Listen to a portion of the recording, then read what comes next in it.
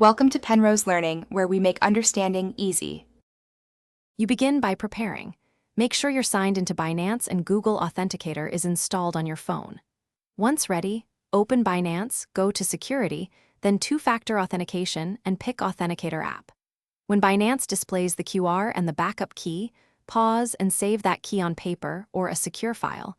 This is your recovery if the phone is lost. Now you're ready to move straight to scanning or manual entry to bind Binance to the Authenticator.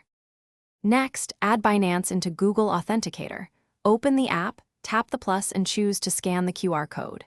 If your camera won't scan, select Enter a setup key and type the backup key exactly, labeling the account Binance so you can recognize it later. Once added, Authenticator generates a time-based 6-digit code. Type that code into Binance's verification field and submit. This links the accounts, and Binance will usually ask for a second code. Finally, complete binding by entering 1 or 2 additional 6-digit codes as prompted to confirm the link. Binance will report success when the Authenticator is active. Make sure you store the backup key somewhere safe and mark Authenticator as your primary two-factor method while disabling weaker SMS2FA if desired. If something goes wrong, the most common fix is to sync your phone's clock with network time and regenerate codes. And if you lost the device, recover using the saved backup key and Binance account verification steps.